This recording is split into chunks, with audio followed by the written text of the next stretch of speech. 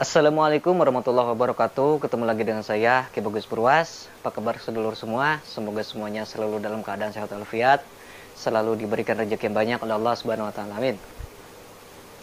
Jadi sedulur, pada kesempatan kali ini saya hadir kembali untuk membuat konten-konten lagi masih mengenai dunia spiritual atau dunia keilmuan goib atau ilmu hikmah. Jadi yang akan saya babarkan kali ini, saya akan membabarkan suatu permasalahan yang memang harus saya babarkan karena permasalahan ini sangat banyak sekali dilanda oleh beberapa pelaku ilmu hikmah. Salah satunya mereka yang selalu gagal dalam mempelajari ilmu hikmah atau ilmu goib. Dan ini salah satu kunci supaya belajar ilmu goib itu tidak gagal dan cepat meresap keilmuan yang dipelajarinya, serta tidak ada hal-hal yang efek-efek negatif seperti itu. Nah, sedulur, kenapa saya membahas permasalahan ini? Karena banyak sekali yang teman-teman, sedulur-sedulur yang kenal saya lewat YouTube ini dan menghubungi saya lewat WA atau telepon langsung, SMS, banyak sekali.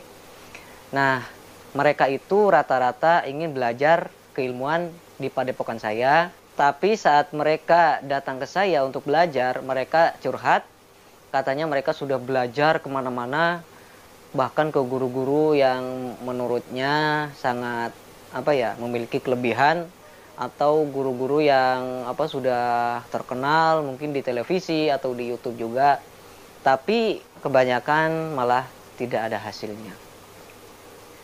Jadi bukan masalah gurunya atau bukan masalah pembimbingnya ya di sini, tapi di sini kesalahan kita sendiri sebenarnya.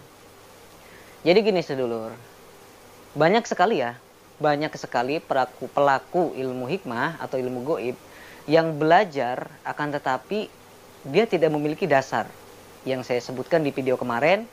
Kalian bisa klik aja di link ini mengenai wadah batin ya.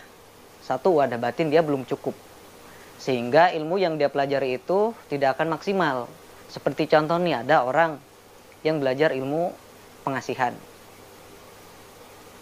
Dalam iklan, si guru ini menjelaskan ilmu ini bisa buat pengasihan, siapapun yang melihatnya jadi sayang, cinta. Tapi dia sendiri setelah dia belajar ke guru itu, dia tidak merasakan semua khasiat yang ditulis oleh si gurunya itu. Nah, mungkinlah beda guru juga beda cara ya. Dan setiap guru itu pasti, kalau misalnya guru itu benar atau memang guru itu memang jujur, tapi dia memang tidak bisa merasakan khasiatnya, nah di sini yang perlu digarisbawahi ya. Itu kenapa kok bisa seperti itu gitu kan. Jadi memang kita membutuhkan wadah yang cukup dulu untuk belajar ilmu goib atau ilmu hikmah. Setelah kita wadahnya cukup, baru kita bisa mempelajari keilmuan-keilmuan yang si guru itu diijazahkan gitu kan. Atau boleh kita belajar kepada siapapun seperti itu. Jadi di sini masalahnya bukan si ilmunya yang salah, bukan gurunya yang salah, tapi kitanya yang salah gitu. Kemarin juga ada teman saya yang masih dekat dengan saya juga. Katanya dulu itu dia belajar keilmuan kanuragan ya. Pertama kali dia belajar itu adalah ilmu kanuragan. Ilmu kanuragan yang mungkin dia tujuannya memang buat keselamatan, jaga diri, buat intinya sih buat kebal-kebalan ya, supaya tidak kalau dibacok atau dia nggak kenapa-napa. Akan tetapi setelah dia belajar ilmu kanuragan, entah kenapa beberapa bulan kemudian malah dia seperti dipersulit. Saat dia melamar kerja jarang diterima gitu kan. Terus saat dia dekat sama cewek gitu kan, dia kan cowok ya. Saat dia dekat dengan cewek, dia si ceweknya itu ya selalu menghindar gitu kan. Jadi jomblo terus lah gitu. Nah, di sini yang perlu kita amati gitu. Padahal dia setelah dia belajar ilmu kanuragan, dia juga selanjutnya dia belajar ilmu pengasihan. Tapi semuanya itu nggak ada nggak ada efeknya gitu kan. Nah di sini yang perlu kita ketahui. Jadi sedulur, jadi teman saya itu dia memilih untuk belajar ilmu kanuragan sebelum dia belajar memperkuat wadah batin ya. Nah beda sama saat dia pertama kali wadahnya sudah kuat, kemudian dia belajar ilmu kanuragan, pasti kesananya nggak akan seperti itu gitu kan. Dan setelah saya lihat, setelah saya amati dan saya telusuri, memang ilmu kanuragan yang dulu dia pelajari itu memang ada beberapa faktor. Satu, ilmunya itu kurang sempurna, sedulur, gitu. Ilmu yang dia pelajari itu kurang sempurna. Jadi ilmu yang kurang sempurna itu akan menjadi hijab penutup bagi dirinya, gitu kan. Jadi penutup ini yang sangat sebenarnya yang jadi masalahnya ini penutupnya ini.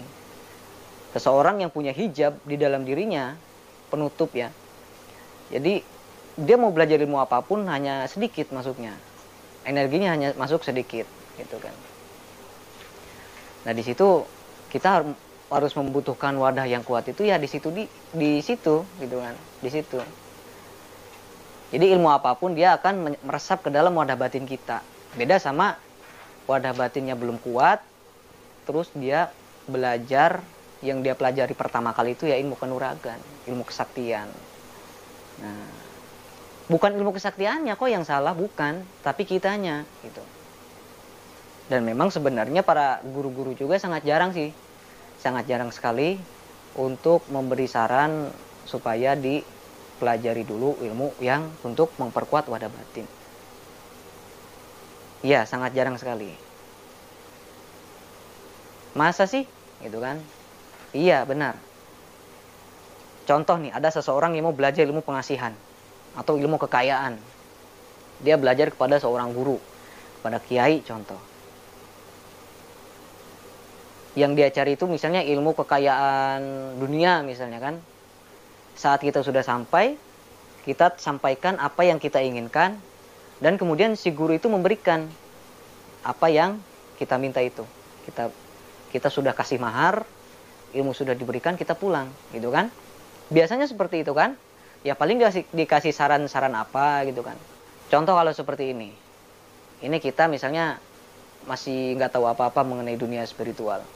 Kita belajar kepada seorang guru. Si gurunya menyampaikan gini. Nah, kamu itu harus membuka wadah batin dulu supaya kedepannya nggak ada hal-hal negatif. Orang ini mencari ilmu pengasihan, tapi malah dikasih ilmu untuk membuka wadah batin. Nggak mungkin kan? Ya mungkin adalah sedikit-sedikit itu kan, nggak. Cuman rata-rata nggak ada yang seperti itu, gitu kan. Makanya di sini nggak ada yang perlu disalahkan, semuanya salah kita karena kita nggak tahu. Kita awalnya nggak tahu, gitu kan. Dan belajar ilmu gaib itu memang ada rumusnya. Jadi diawali dengan pembersihan diri, pembersihan lahir batin. Yang namanya manusia yang hidup itu kan tidak luput dari kesalahan kan. Kita dari kecil sampai besar itu pasti punya kesalahan, dan kesalahan itu akan menjadi hijab, gitu kan. Sehingga saat kita dewasa, kita belajar ilmu gaib itu, badan kita dalam keadaan tertutup oleh akibat perbuatan-perbuatan kita sendiri di masa lalu. Nah, saran dari saya, apabila sedulur mau mendalami suatu keilmuan apapun, satu, kita bersihkan dulu badan kita lahir batin dari semua batin-batin yang kotor yang menempel ya di dalam diri kita. Nah, setelah itu kita baru pembukaan wadah batin itu supaya pondasinya kuat ke depannya nanti. Barulah kesananya mau belajar ilmu apapun juga silakan gitu. Jadi mau belajar ilmu pengasihan bisa, belajar ilmu kanuragan bisa, atau ilmu kekayaan juga, semuanya nggak akan ada benturan. Yang seharusnya energinya masuk 100%, ya 100% gitu kan. Makanya di sini saya menyampaikan hal ini supaya sedulur semua bisa tahu apa yang saya pelajari, apa yang saya sampaikan, dan supaya tidak ada terjadi lagi hal-hal yang seperti ini gitu kan. Jadi banyak sekali yang konsultasi ke saya sudah 20 guru, 30 guru, 50 guru, tapi semuanya tidak ada yang berhasil gitu kan. Tapi kalau dia sudah punya wadah di dalam dirinya, Satu guru pun yang memang menurut saya tidak sakti, pasti masuk ilmunya. Pasti masuk. Soalnya kita sudah siap. Wadah kita sudah siap. Gitu kan. Nah, baiklah, mungkin cukup sampai di sini dulu ya pembabaran saya kali ini. Mungkin nanti kalau ada yang kurang saya akan sampaikan lagi di video-video selanjutnya. Apabila ada kata-kata yang salah mohon dimaafkan ya. Saya juga ini baru belajar. Saya juga sama baru pemula dan sedang mempelajari sedikit-sedikit. Ini juga baru sedikit ya sedulur. Saya Ki Bagus Purwas. Assalamualaikum warahmatullahi wabarakatuh.